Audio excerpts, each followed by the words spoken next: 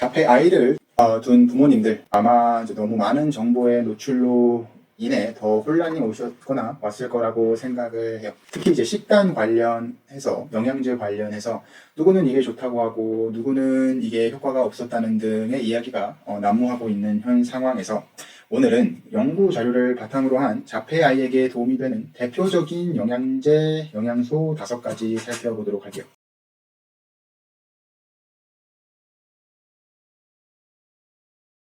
먼저 이제 영양제를 소개해 드리기에 앞서 항상 주의하셔야 하고, 저도 이렇게 이제 온라인상에서 정보를 전달할 때 조심스러운 부분은 영양제들이 마치 이제 만병통치약인 것 마냥 광고하고 홍보하는 그 뉘앙스가 많이 보이기 때문에 기억하셔야 할 건 아이의 상태의 정도, 상태의 원인에 따라 영양제가 효과가 있을 수도 있고 없을 수도 있고 간혹 부작용이 있을 수도 있고 없을 수도 있어요. 그래서 항상 영양제나 치료를 선택하실 때에는 적절한 검사를 통해서, 특히 이제 기능의학 검사를 통해서 어떤 부분들이 영양제로 보충이 되어야 하고 어떤 부분이 식단으로 바뀌어야 하고 신경학적인 검사를 통해서 어떤 운동 처방이 들어가야 하고 등 이제 뭐든지 간에 아이의 상태에 맞춰서 선택을 하시는 게 가장 현명하고 효과가 많을 거라고 생각을 해요.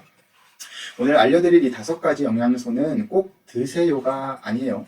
이제 연구 결과를 바탕한 것과 더불어 이제 임상적으로 봤을 때 자폐 아이들에게서 가장 흔하게 나타나는 결핍 혹은 이제 전반적으로 공통된 상태에 맞는 영양적인 부분을 나누고자 얘기를 한다고 생각해 주시면 좋을 것 같아요. 그러면 이제 첫 번째는 비타민 D입니다. 비타민 D 같은 경우에는 이제 남녀노소 불구하고 질병을 불문하고 요즘 가장 흔한 영양소 결핍 중에 하나인데 특히 자폐 아이들에게도 흔하게 나타나는 부분이에요. 왜 그런가 하면 비타민 D는 특히나 이제 면역력이 제대로 기능하기 위해서 꼭 필요한 부분이다 보니 이 비타민 D가 부족할 경우 당연히 이제 쉽게 바이러스와 같은 감염에 걸릴 위험이 높고 반대로 이제 자가 면역을 일으킬 가능성 또한 높아요. 그리고 요즘 이제 아이들의 세대가 밖에서 뛰어노는 세대가 아닐 뿐더러 특히 자폐 아이의 경우에는 이제 운동량 또한 현저하게 다른 아이들보다 떨어지기 때문에 밖에서 이제 뛰어노는 것 자체가 쉽지 않다고 생각을 해요. 그래서 비타민 D는 꼭 챙겨주시는 게 좋을 것 같아요. 그 다음 비타민 D와 더불어 함께 우리 온 몸의 대사, 호르몬, 신경 전달 물질 등에 관여하지 않는 곳이 없는 마그네슘입니다. 또한 마그네슘은 다른 미네랄이나 비타민보다 음식에서 적정량 섭취를 하는 것이 쉽지 않기 때문에 마그네슘의 결핍 또한 아주 흔하게 볼 수 있어요. 마그네슘이 부족하다 보면 또 에너지 대사에도 문제가 생기게 되고 신경 전달 물질에도 영향을 주게 되고 또 면역력에도 영향을 주고 특히 이제 신경학적으로 영향을 주게 돼요. 그로 인해 이제 생기는 여러 방면의 증상들이 나올 수 있기 때문에 추가적으로 보충을 해주시는 게 좋아요. 이제 여러 구조적 종류들이 있지만 저는 개인적으로 이제 제 분야가 좀 이제 신경 쪽이다 보니 이제 조금 편향된 의견이기는 한데 저의 이제 자폐 환자들에게는 G로 시작하는 글리세네이트과 T로 시작하는 트리오네이트 종류를 추천을 해요. 이제 특히 이제 다른 종류와는 다르게 이제 트리오네이트만이 뇌로 유일하게 들어갈 수 있는 종류이기 때문에 이 구조를 처방을 많이 하는 편이고요, 개인적으로. 마그네슘은 또 비타민 D와 함께 섭취를 하게 되면 흡수율이 올라가기 때문에 함께 먹는 것 추천을 드립니다. 그 다음으로 이제 요즘 또 많이 들어보셨을 글루타치온입니다. 글루타치온은 우리 몸의 이제 항산화 중 가장 강력한 항산화 요소라고 할 수 있고 이 물질이 우리 몸을 이제 감염으로부터 독소로부터 지켜주고 있다고 생각을 하시면 돼요. 이 글루타치온이 내려간다는 건 우리 몸의 해독작용의 기능이 저하가 되면서 독소들이 이제 몸 밖으로 나가지 못해 몸 안에 쌓이게 되고 그러다 보니 이제 면역 이제 시스템들의 기능이 제대로 일어나지 않게 되면서 계속해서 몸 안에서 이제 염증 반응이 일어나게 됩니다. 그러다 보면 이제 뇌 장축이라는 이 엑시스를 통해서 뇌에도 이제 염증 반응이 일어나게 되고 이게 시간이 지속이 되다 보면 이제 만성 염증 상태에 도달해요.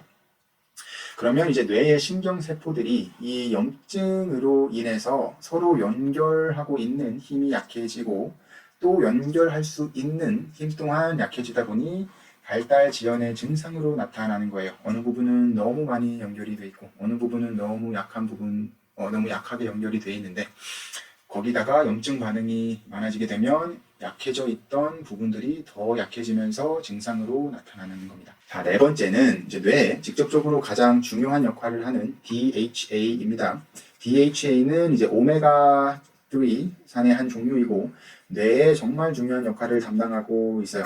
그리고 너무 많은 연구 결과가 나와 있는 상태고요.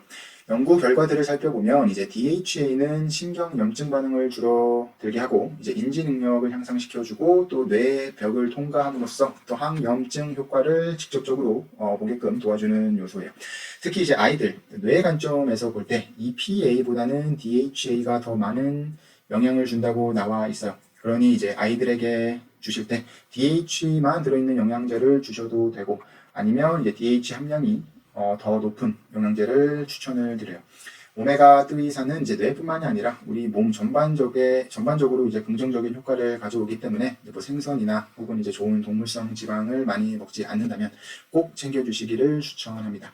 그리고 마지막으로 이제 아연과 구리의 균형도 확인해 보셔야 돼요. 아연 같은 경우에도 이제 건강한 면역력에 매우 중요한 역할을 하는데 특히 이제 자폐 아이의 경우에 검사를 해보면 아연이 낮게 나오고 구리가 높게 나오는 것을 좀 흔하게 보실 수 있어요. 이 불균형 또한 면역력의 기능 저하에 영향을 주게 되고 특히 이제 행동적인 부분에서 증상이 많이 나타날 가능성이 높아요. 이 수치는 이제 기능의학 검사를 통해서 확인을 해 보시면 알 수 있으니 꼭 검사 후에 불균형이 있는지 확인을 하고 보충을 해 주시는 게 좋아요. 이렇게 이제 대표적으로 흔하게 볼 수 있는 영양소들에 대해서 얘기를 해 보았는데 다시 강조를 드리면 식단을 바꾸는 게 제일 중요해요. 매일 가공식품 먹고 군것질하고 단 거 많이 먹고 뭐 소다 매일 마시고 탄수화물이 주요 칼로리 섭취이고 또 단백질과 지방의 섭취가 거의 없다 보면 아무리 비싼 영양제 사 먹이고 치료받고 해도 절대로 좋아질 수가 없어요. 식단 먼저 잡아 놓으시고 그 다음 기능의학 검사를 통해서 각자 아이에게 필요한 영양소들을 보충해 주시는 게 중요합니다. 예를 들어서 어떤 아이는 아연이 필요 없을 수도 있는데 모르고 장기적으로 아연을 먹이게 되면 또 아연과 구리의 균형이 무너질 수도 있고 그럼으로 인해서 다른 증상을 야기할 수도 있고 이렇기 때문에 꼭 검사 결과를 통해서 전문가들과 상담을 하신 후에 필요한 영양제를 먹이는 걸 추천드려요. 오늘도 시청해 주셔서 감사하고 궁금한 점 댓글로 남겨주세요.